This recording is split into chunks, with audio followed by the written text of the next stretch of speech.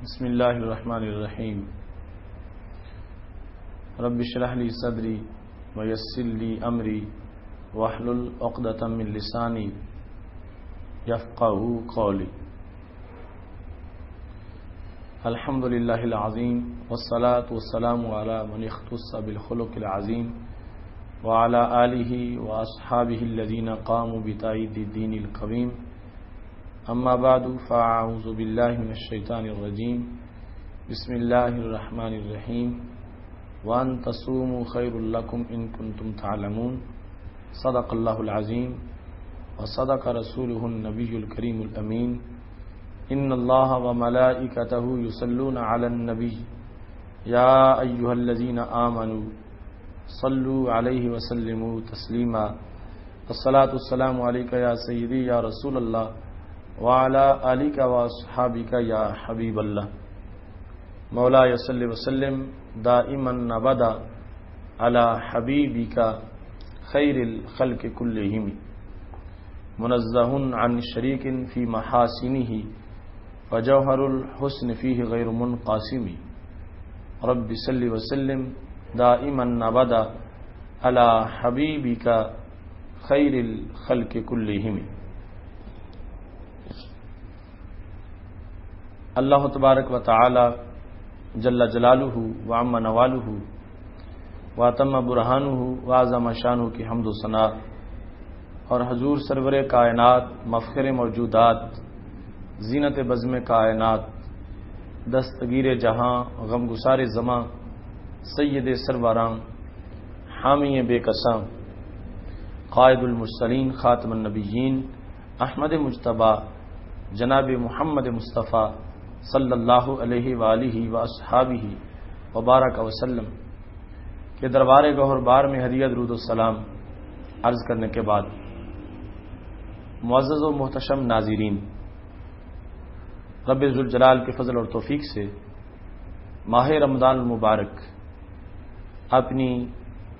پوری برکتوں اور رحمتوں سے اس امت کو فیضیاب کرتے ہوئے مسلسل آگے بڑھتا جا رہا ہے۔ ایسے میں ہمارے پروگرام فضائل رمضان کا یہ سلسلہ اللہ کے فضل سے پوری آب و تاب کے ساتھ جاری ہے۔ آج ہماری گفتگو کا موضوع ہے روزہ تقاضۂ فطرت۔ میری دعا ہے رب ذوالجلال ہم سب کو قرآن و سنت کا فہم عطا فرمائے اور قرآن و سنت کے ابلاغ و تبلیغ اور اس پر عمل کی توفیق عطا فرمائے۔ قرآن مجید برہان رشید میں جو ہمیں روزہ رکھنے کا حکم دیا گیا، خالق کائنات جل جلالہ کا فرمان ہے، یا ایھا الذین آمنوا کتب علیکم الصیام، تم پہ روزہ فرض کیا گیا۔ صوم عربی زبان کا لفظ ہے جس کا ایک لغوی معنی ہے اور ایک اصطلاحی معنی ہے۔ اس فاسٹنگ منتھ رمضان المبارک میں جب ہم روزانہ روزہ رکھ رہے ہیں، ایسے ماحول میں لفظ صوم کی تشریح ہمارے لیے بڑی لذیذ بھی ہے اور آسان بھی ہے۔ روزہ صوم کا اردو میں معنی ہے، اور صوم کی لغوی تعریف یہ ہے الامساک والکف عن الشیء، کسی شے سے رک جانا، کسی شے سے باز رہنا اور اسے بجا نہ لانا، اس کا ارتکاب نہ کرنا، اس کو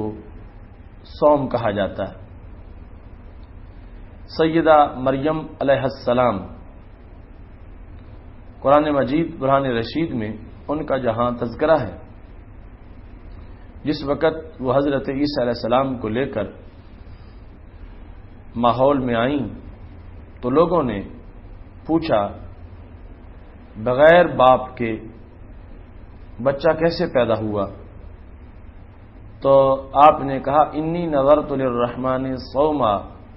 فلن اکلم اليوم انسیا۔ سورہ مریم میں آیت نمبر 26 ہے کہنے لگیں کہ میں نے رحمان کے لیے روزے کی نظر مانی ہے، اس واسطے میں کسی بھی انسان سے آج ہرگز گفتگو نہیں کروں گی۔ تو انی نذرت للرحمن صوما، اب صوم کا مطلب کیا؟ امساک۔ یہاں پر کھانے پینے سے امساک مراد نہیں تھا، بلکہ بات کرنے سے امساک مراد تھا کہ میں بات نہیں کروں گی، گفتگو نہیں کروں گی۔ تو گفتگو سے رک جانے کو قرآن مجید میں صوم سے تعبیر کیا گیا۔ تو یہ ہے لغوی معنی، آگے کسی چیز سے بھی رکنا وہ اس میں متحقق ہو سکتا ہے، لیکن اصطلاحی طور پر صوم کی تعریف ہے الامساک نہارا عن المفطرات بنیۃ من اہلہ من طلوع الفجر الی غروب الشمس۔ روزہ کیا ہے؟ روزہ ہے رک جانا دن کے وقت مفطرات سے، یعنی وہ چیزیں جو روزہ توڑ دیتی ہیں ان چیزوں سے باز رہنا، رکے رہنا، اور ویسے نہیں نیت کے ساتھ، اور پھر نیت بھی اس کی جو نیت اور روزے کا اہل ہے۔ تو اس سے حائض عورت کو نکال دیا گیا، اور ایسے ہی غیر مسلم کو نکال دیا گیا کہ وہ نفاس والی یا حیض والی عورت یا غیر مسلم یا غیر عاقل جو ہے وہ اہل نہیں اس کا، اس واسطے یہ قید لگائے گی کہ نیت ہو، اہل سے ہو، اور پھر اس کا ٹائم کیا ہے؟ طلوع صبح صادق سے لے کر غروب آفتاب تک، سورج کے غروب ہونے تک۔ تو یہ اصطلاحی تعریف ہے کہ اتنے وقت میں ان شرطوں کے ساتھ مفطرات سے، کھانے پینے اور جماع سے اور دیگر وہ چیزیں جو روزہ توڑتی ہیں ان سے بچے رہنے کا نام روزہ ہے۔ رمضان المبارک کا روزہ ہماری شریعت میں 2 ہجری میں 10 شعبان کو فرض ہوا۔ تو اس طرح رسول اللہ صلی اللہ علیہ وسلم نے رمضان المبارک کے 9 مہینوں کے روزے رکھے، یعنی 9 رمضان آپ کی ظاہری حیات میں آئے۔ قرآن مجید برہان رشید میں روزے کا تذکرہ متعدد مقامات پر موجود ہے۔ یا ایھا الذین آمنوا کتب علیکم الصیام، یہاں بھی روزے کا ذکر ہے۔ ایسے ہی سورہ احزاب میں آیت نمبر 35 کے اندر رب ذوالجلال فرماتا ہے الصائمین والصائمات، وہ مرد جو روزہ رکھتے ہیں اور وہ عورتیں جو روزہ رکھتی ہیں کیا ہے ان کے لیے؟ اعد اللہ لہم مغفرۃ واجرا عظیما، رب ذوالجلال نے ان کے لیے مغفرت کو تیار کر رکھا ہے اور اجر عظیم کو تیار کر رکھا ہے۔ ایسے ہی قرآن مجید میں خالق کائنات جل جلالہ کا فرمان ہے فَهُوَ فِي عِيشَةٍ رَاضِيَةٍ فِي جَنَّةٍ عَالِيَةٍ قُطُوفُهَا دَانِيَةٌ كُلُوا وَاشْرَبُوا هَنِيئًا بِمَا أَسْلَفْتُمْ فِي الْأَيَّامِ الْخَالِيَةِ، کہ وہ نیکی فَهُوَ فِي عِيشَةٍ رَاضِيَةٍ اپنی پسندیدہ خوشحال زندگی میں ہوگا، بلند جنت میں ہوگا، بلند باغ جس کے ٹہنیوں کے گچھے جھکے ہوئے ہیں، اللہ فرمائے گا کھاؤ پیو مزے کے ساتھ، اس کے بدلے میں جو تم نے اپنا عمل ایام خالیہ میں بھیجا تھا، یعنی گزرے ہوئے اوقات کے اندر جو تم نے روزے رکھے تھے ان روزوں کے عوض آج تمہیں یہ جنت کی نعمتیں دی جا رہی ہیں۔ قرآن مجید کا چوتھا مقام جہاں پہ روزے کا ذکر ہے وہ التائبون العابدون الحامدون السائحون، توبہ کرنے والے، عبادت کرنے والے، حمد کرنے والے، السائحون روزہ رکھنے والے۔ تو اس طرح قرآن مجید برہان رشید کے متعدد مقامات پر روزے کا تذکرہ موجود ہے۔ آج ہماری جو گفتگو ہے کہ روزہ تقاضۂ فطرت ہے، اس کے لحاظ سے اگر ہم دیکھیں تو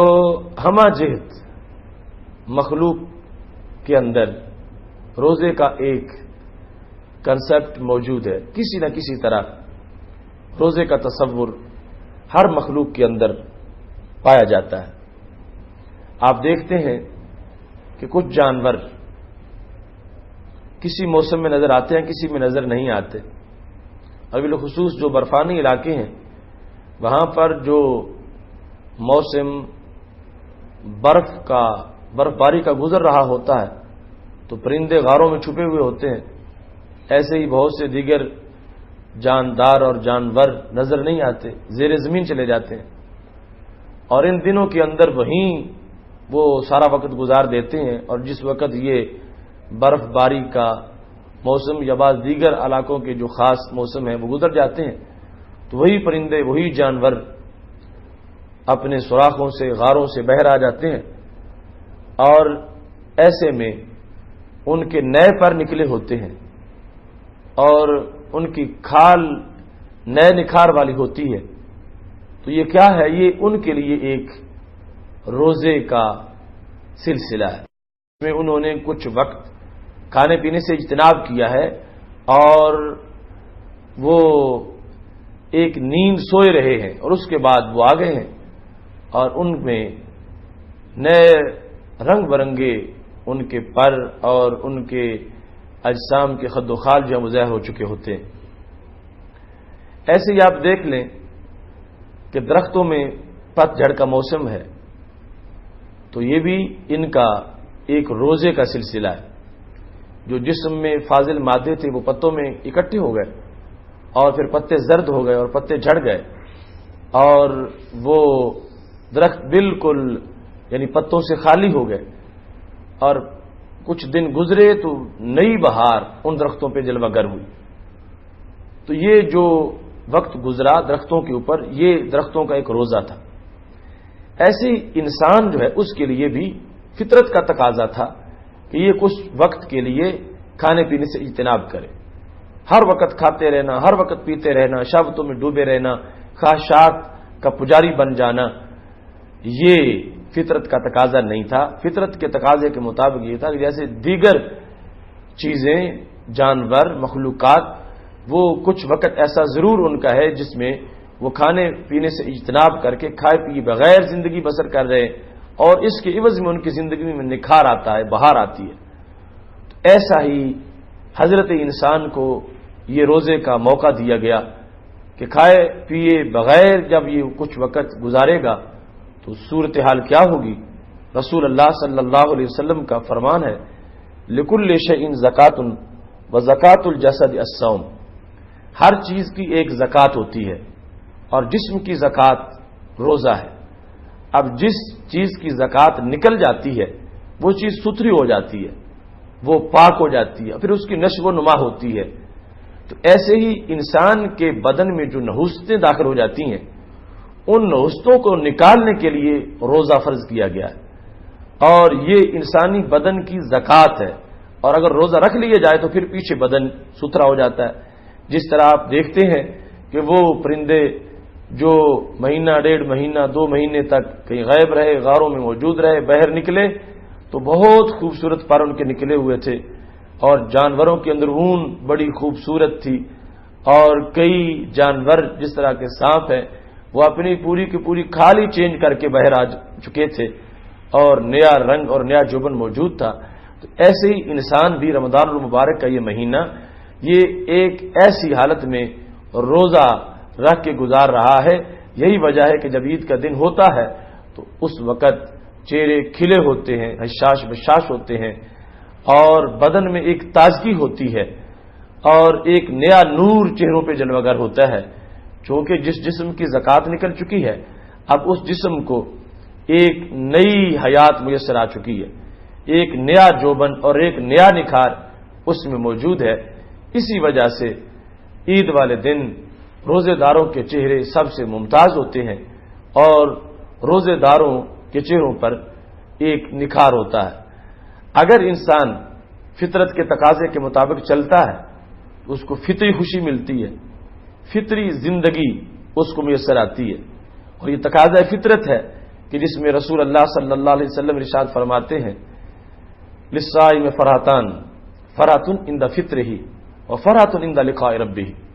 فرمایا روزے دار کے لیے 2 خوشیاں ہیں، ایک خوشی روزے دار کو اس وقت میسر آتی ہے جب افطار کا وقت ہوتا ہے، روزانہ افطار کا وقت ہوتا ہے یا عید الفطر کا وقت ہوتا ہے، اس وقت روزے دار کو خوشی محسوس ہوتی ہے۔ کیوں خوشی محسوس ہوتی ہے؟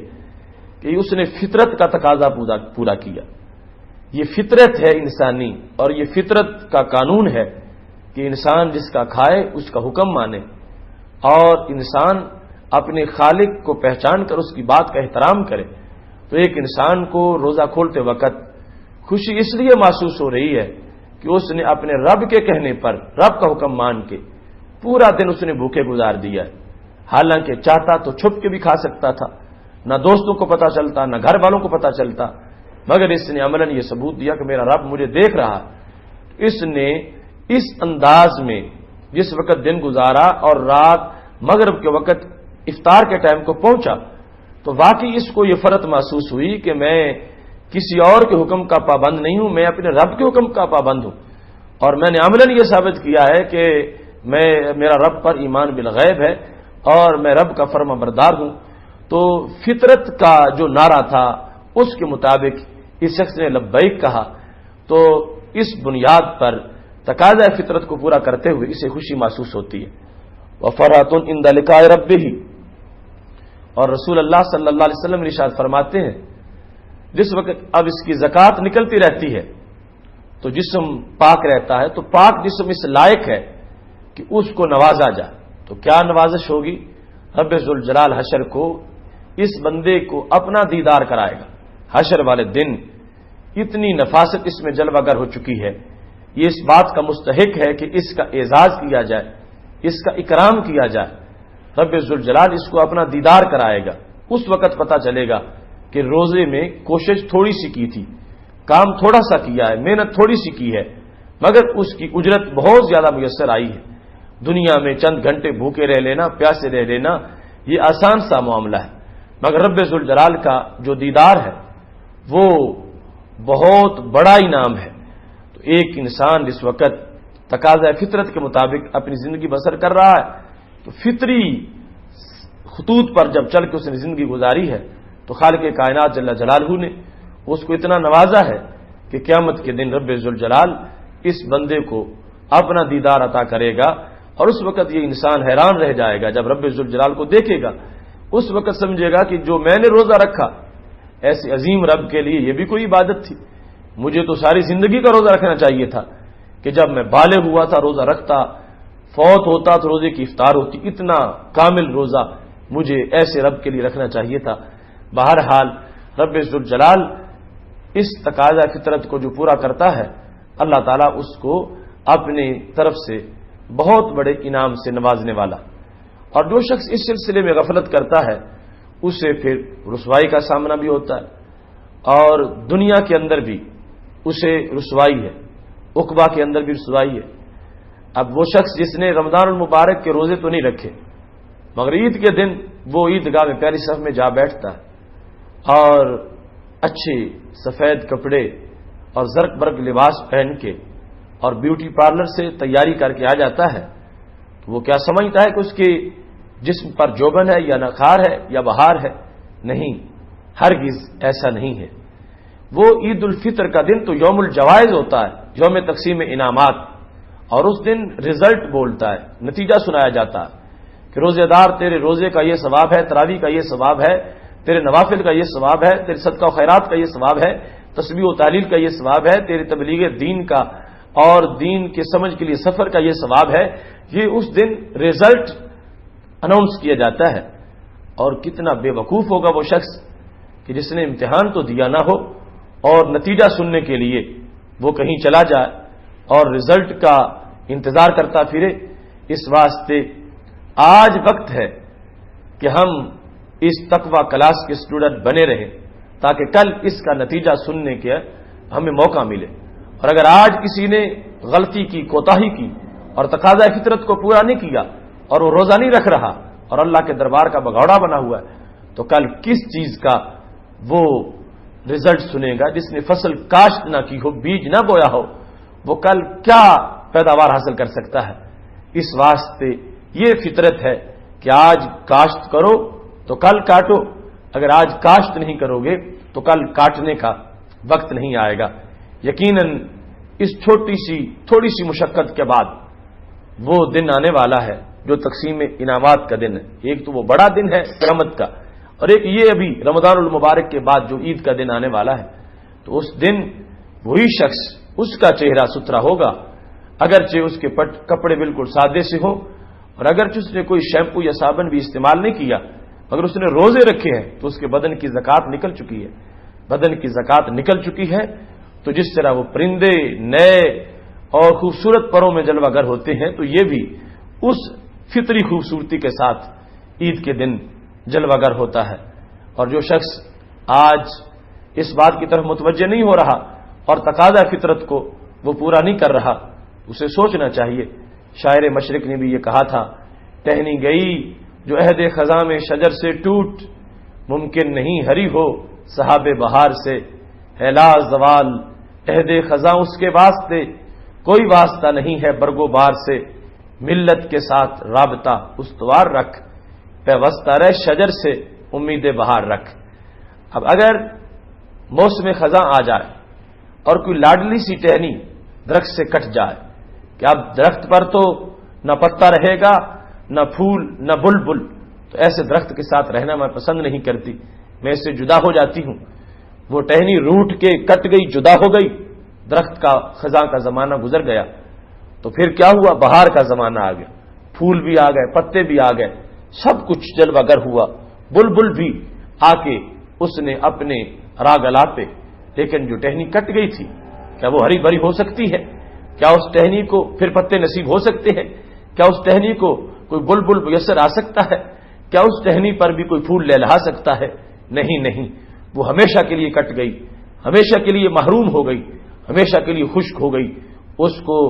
کبھی بھی اس درخت سے ہریالی کی سوغات میسر نہیں آئے گی۔ تو میرے بھائیوں، آج